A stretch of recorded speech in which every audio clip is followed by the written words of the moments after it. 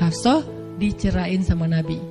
Kerennya Hafsah pas digituin, dia cuma nangis. Dia gak bilang, ya Rasulullah, Rasul tega nyerahin saya, terus saya gimana? Gitu. Enggak. Rasulullah cuma masalah madu doang, cuma masalah capture dan saya forward doang, kayak gitu langsung diceraikan. Tega banget sih Rasulullah. Rasulullah gak punya hati apa? Enggak. Hafsah tuh diam. Ini nih keajaiban diam yang lain ya. Diceraikan sama Nabi. Innalillah, astagfirullahaladzim. Hafsah yuk kita pulang ke rumah Umar. Iya ya Rasulullah, pulang aja. Baik banget nih Hafsah, soleha banget. Jadi by the way emang semua istri Nabi itu soleha, cuman namanya perempuan kadang-kadang muncul sifat dasarnya mereka cemburu, mereka sedih, mereka baper. Tapi itu manusiawi dan perempuan yang soleha pun merasakan hal itu. Hafsah pulang ke rumah Umar. Assalamualaikum, waalaikumsalam. Dibuka sama Umar, ya Rasulullah. Hafsah langsung masuk ke kamarnya. Ya Rasulullah, anak saya bikin salah apa? Pasti dia nyakitin Rasulullah ya. Maaf ya Rasulullah. Langsung Umar marah-marah. Hafsah, kamu ngapain dekat sama Rasulullah? Hafsah diam aja, dimarahin habis-habisan sama Umar. Umar tahu sendiri, sayang banget kan sama Nabi. Ketika ada masalah antara Nabi dengan anaknya, pasti yang dimarahin anaknya, bukan Nabi. Nabi pulang, Hafsah diomelin sama Umar, diam aja, gak ngomong apa-apa, diam. Akhirnya Jibril turun, ya Rasulullah ada pesan dari Allah. Apa wahai Jibril? Di surat At-Tolak, surat putus. Kan At-Tolak itu artinya diputusin. Bahasa ini pesantrennya dicerai. Turun surat At-Tolak. Kata Jibril, Allah nyuruh kamu raji'ha ya Rasulullah, raji'ha innaha qawwamah sawwamah fa innaha min azwajika fil jannah. Wahai Rasulullah, rujuk Hafsah. Disuruh rujuk. Allah enggak redha Rasul menceraikan Hafsah. Tahu enggak kenapa Allah begitu membela Hafsah ketika Hafsah ada masalah dengan Rasul? Salah satunya karena Hafsah diam. Harusnya Allah ngebela Rasul, Umar aja ngebela Rasul, sahabat-sahabat ngebela Rasul karena Rasulullah selalu benar. Tapi Allah ngebela Hafsah, kenapa? Karena Hafsah diam, sebegitu ajaibnya diam. Sampai ketika ada seorang perempuan bermasalah dengan kekasih Allah, Allah malah membela perempuan ini, bukan kekasihnya. Raji'ha ya Muhammad, rujuk Hafsah, dia itu istrimu di dunia dan di surga. Akhirnya Rasulullah, jadi saya rujuk wahai Umar, ya Hafsah masih nangis di kamarnya. Balik lagi Rasulullah naik onta ke rumah Hafsah. Assalamualaikum, waalaikumsalam. Ya Rasulullah, udah saya marahin tuh. Hafsah kata Umar, udah gak apa-apa Rasulullah, udah gak usah bersedih, udah saya marahin habis-habisan dia tuh. Kata Rasulullah, Umar, aku pengen ngomong sama Hafsah. Ya Rasulullah jangan, biar saya aja ngomong. Dia emang gak bisa ketemu sama Rasul. Ya Umar, aku pengen ketemu sama istriku. Hah, istrimu? Hafsah, itu Rasulullah. Keluar lagi Hafsah, soleha banget, lembut banget. Keluar, ada apa ya Rasul? Hafsah tuh gak marah-marah. Ada apa ya Rasul? Hafsah, aku pengen ngomong sama kamu. Umar diam bingung. Kata Rasulullah, Hafsah, aku ingin ajak kamu balikan. Romantis gak sih? Rasul pengen ngajak Hafsah balikan. Kok balikan sih Ustaz? Ya rujuk kan balikan. Rujuk artinya kembali ya balikan. Hafsah balikan yuk. Umar bingung. Hah? Balikan? Hafsah, Allah yang nyuruh aku untuk merujuk kamu. Umar makin bingung. Hafsah, kamu keren banget. Sampai Allah belain kamu gitu.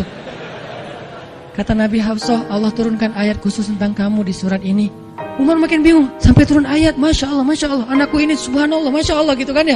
Akhirnya, ya Rasulullah, Allah sampai turunkan ayat tentang masalah ini. Alhamdulillah, Hafsah sujud syukur, Hafsah nangis, Hafsah langsung meluk Rasul. Umar, aduh gimana nih? Udah beres gitu, Hafsah dibawa pulang sama Rasul, boncengan berdua. Hafsah boncengan sama Rasul. Naiklah mereka, mobil mereka yang bermerek onta itu. Gimana cara pulangnya?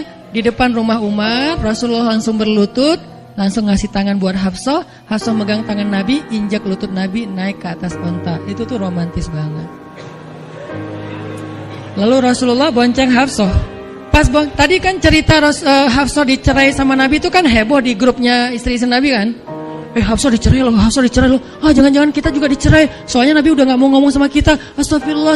Jadi grup Nabi, istri-istri Nabi itu pada khawatir kalau mereka juga sama nasibnya dengan Hafsah. Pada bingung. Tapi tiba-tiba mereka ngelihat Hafsah pulang ke rumahnya dibonceng Nabi. Itu tuh langsung trending loh. Istri-istri Nabi, tahu gak tuh Hafsah dirujuk sama Nabi sampai turun ayat di surat At-Talaq. Oh gitu. Wah Hafsah keren banget ya. Wah istri-istri Nabi pada cemburu pada Hafsah. Diturunkan Hafsah, yang lain pada ngintip Hafsah. Sampai masuk ke rumahnya. Nabi beres di rumah Hafsah, keluar masuk ke masjid. Dia aja di masjid. Istri yang lain Nabi gak mau ngomong. Aisyah, Ummu Salamah, Saudah, Maria, Sofia, siapa lagi? yang Zainab bintu Jahsy, semuanya Nabi diamin, nggak mau diajak ngomong. Datang satu-satu, ya Rasulullah mau dibuatin minum apa? Astagfirullah, subhanallah, subhanallah. Datang lagi Aisyah, Rasulullah capek, subhanallah, subhanallah. Diam semuanya, nggak ada yang mau diajak ngomong sama Nabi. Udah mereka akhirnya pada pulang, bingung, ya nasib kita gimana ya? Tanya ke Hafsah yuk. Sekarang Hafsah jadi kayak selebritinya. Hafsah, pada datang ke rumah Hafsah. Hafsah bantuin kita dong. Sampai Aisyah aja yang tadinya kayak apa? Bisa dibilang kayak pemimpin istri-istri Nabi kan. Aisyah paling cerdas, paling disayang sama Nabi. Sekarang Aisyah diam-diam ngomong, Hafsah bantuin dong. Kita nih lagi digantung sama Nabi. Kata Hafsah sekarang kan kayak lagi di atas angin gitu. Kalian sih nyakitin Rasul, cie. Hafsah tuh kayak wah, lagi masa-masanya Hafsah gitu kan. Hafsah, gimana dong? Ya udah, ngomong aja langsung sendiri. Rasulullah nggak mau ngomong sama kita. Ya udah, coba minta tolong ke ayah kamu, Aisyah, kan ayah kamu dekat sama Rasulullah. Akhirnya ngundang Abu Bakar. Ya Abu Bakar, baca deh tafsir dari ayat-ayat ini. Abu Bakar datang, ayah tolongin kami dong. Kenapa? Kami tuh dianggurin sama Nabi, didiamin, digantung udah seminggu lebih. Jangan-jangan kami juga dicerai kayak Hafsah. Kalau Hafsah dicerai tapi udah dirujuk, kami gimana nasibnya? Akhirnya ya udah biar aku yang ngomong sama Rasul. Datanglah Abu Bakar ke masjid. Rasul lagi zikir. Ya Rasulullah, itu istri-istrimu mutus saya. Subhanallah, subhanallah, subhanallah. Ya Rasulullah, Masya Allah, Masya Allah, Masya Allah. Ya Rasulullah, la ilaha illallah. Abu Bakar aja Rasul gak mau ngomong sama dia. Padahal Abu Bakar itu udah paling akrab sama Nabi. Abu Bakar diam, gak bisa diajak ngomong nih. Abu Bakar balik lagi ke rumah istri-istri Nabi. Kata istri-istri Nabi, gimana Abu Bakar? Astagfirullah, innalillah. Gimana kalau Abu Bakar aja gak bisa, gimana yang lain? Terus akhirnya datang lagi ke Hafsah. Hafsah bantuin dong, kita udah nggak jelas nasibnya nih. Kata Hafsah, ya udah aku minta tolong ayahku ya. Hafsah masih kayak nggak mau langsung ke dia gitu. Ya udah aku minta tolong ayahku ya, panggillah Umar. Ayah bantuin mereka dong, nasib mereka sekarang lagi terkatung-katung gitu. Umar marah, kalian sih. Nah, tadi kan yang diomelin Hafsah kan, sekarang diomelin semua istri Nabi, diomelin sama Umar. Dan salah satu kalimat omelannya Umar, itu tuh kerennya Umar sampai di-repost sama Allah. Coba, ada gak manusia yang kata-katanya di-repost Allah? Gak ada, cuman Umar. 2 kali kata-kata Umar di-repost oleh Allah. Arti di-repost apa? Ditayang ulang di Al-Quran. Kan repost itu berarti tayang ulang kan? Di-capture, langsung di-copy, pas, langsung ditayangin. Itu tuh kata-kata cuman Umar yang pernah digituin sama Allah. Kata-kata Umar apa? Ayat ke-5.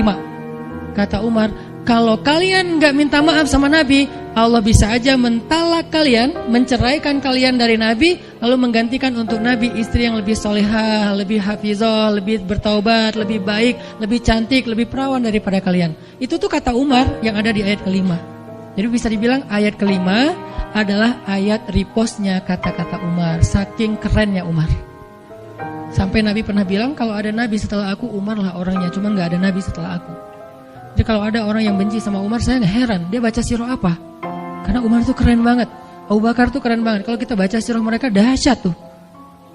Dan kalau ada yang bilang Umar sama Ali itu gak akur, aneh juga. Karena Ali memberi nama anaknya, yang pertama Abu Bakar, yang kedua Umar, yang ketiga Utsman. Ketika ditanya sama Umar, ya Abul Hasan, kamu memberi nama mereka dengan nama-nama kami, kenapa? Kata Ali, aku berharap mereka jadi orang soleh seperti kalian. Terus gimana caranya Ali ngasih nama Umar sementara dia benci sama Umar? Gak mungkin dia benci. Masa ngasih nama orang yang dibenci kan? Dek, namanya siapa? Namrud. Kok Namrud sih? Kan ayah saya benci banget sama Namrud. Datang lagi, dek, namanya siapa? Iblis. Kok iblis sih gitu kan ya? Gak mungkin lah. Ngasih nama anak pasti karena sayang. Kayak saya ngasih nama Aisyah, Maryam, Mutia, Yahya, Ertugrul. Itu karena memang saya ngefans dan ngidolain banget dengan nama-nama ini. Yahya, Ayyash, 3 tokoh di situ. Nabi Yahya, Ayyash sahabat Nabi, dan Yahya Ayyash mujahid Palestina. Jadi 3 tokoh sekaligus. Nabi Yahya saya ngidolain banget supaya Yahya jadi anak kecil yang seperti Nabi Yahya menghafal Quran.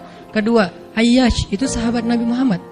Kemudian yang ketiga, Yahya Ayyash sekaligus itu nama mujahid Palestina yang paling pintar ngerakit banyak senjata-senjata untuk ngelawan Israel. Dan dia dibunuh sama Israel. Saking Israel benci sama Yahya Ayyash, untuk membunuh Yahya Ayyash mereka ngebom 1 blok untuk membunuh Yahya Ayyash, dan mudah-mudahan dia syahid dalam dalam kejadian itu. Artinya saya ngefans gitu. Ali juga kayak gitu. Balik lagi ke cerita tadi, akhirnya ngundang Umar. Umar datang ke Rasulullah. Ya Rasul, saya diutus istri-istrimu. Subhanallah, subhanallah. Ya Rasul, bicara dong, kasihan mereka kayak digantung. Ya Rasul, apakah engkau menceraikan mereka semua? Baru Rasulullah melihat ke arah Umar. Rasulullah tersenyum. Rasulullah bilang, enggak wahai Umar. Allahu Akbar, kata Umar. Dia langsung takbir. Allahu Akbar. Istri-istri Nabi dengar suara takbirnya Umar, itu pertanda, kode, berarti berita gembira. Istri-istri Nabi juga Allahu Akbar, Allahu Akbar, ramai gitu kan. Umar masuk ke rumah istri Nabi. Wah Umar, busyra ya Umar, busyra, berita gembira wahai Umar. Ya berita gembira, kalian tidak diceraikan oleh Nabi. Tapi jangan macam-macam lagi ya. Ya Umar, ya. Akhirnya sujud syukur semuanya. Beres sujud syukur, mereka bilang, kita masak-masak yuk untuk Rasul yuk, syukuran. Di rumah siapa? Ya di rumah Hafsah lah. Akhirnya mereka masak-masak di rumah Hafsah. Pas sudah beres masak-masak, mereka ngundang Nabi untuk pulang. Tapi yang berani ngomong sama Nabi cuman Hafsah, kita udah beres masak nih, minta dong Nabi pulang ke rumah. Ya udah tenang, biar aku yang minta. Hafsah datang, ya Rasulullah, kami masak-masak loh untuk Rasul, yuk pulang yuk. Ya Hafsah, udah beres Nabi zikir, sujud, beliau balik sama Hafsah. Sampai ke rumah Nabi, tenang, udah selesai lah urusannya. Apa yang terjadi setelah itu Ustadz? Udah gak ada riwayatnya, jadi gak bisa diriwayatin. Pokoknya beres itu mereka pun hidup bahagia selamanya. Apa pelajarannya di sini? 2 orang di sini dapat keajaiban lewat diam. 1 Hafsah, Allah suruh rujuk gara-gara dia diam. 2 Nabi, diam aja sambil zikir, sampai akhirnya Allah beri pelajaran yang berharga. Istri-istri yang tadinya ngambek serentak semuanya insaf bahasa kita, sadar dan mereka minta maaf kepada Rasulullah. Jadi kalau istri lagi ngambek, lagi ngomel, diam. Isilah diam kita dengan zikir. Tapi zikirnya bukan auzubillahi minasyaitonirrajim, auzubillah. Jangan, dia bukan setan. Dia hanya lagi ngambek. Subhanallah, masya Allah, alhamdulillah. Yang paling efek itu la haula wala quwata illa billah. Itu ngefek banget. Mudah-mudahan ini bisa menjadi penyemangat, motivasi untuk kita semuanya. Betapa kata as-samt, as-sukut, diam aja dalam Islam itu adalah kebaikan yang luar biasa dahsyat. Mudah-mudahan itu bisa jadi behavior, perilaku kita sehari-hari, perilaku kita di sosial media, perilaku kita di jalan, di rumah, dimanapun. Sehingga orang yang sudah hijrah, udah ngaji, mukmin, harusnya bisa menjadikan diam sebagai bentuk pembelaan diri kalau dia ada masalah. Barakallahu fiikum.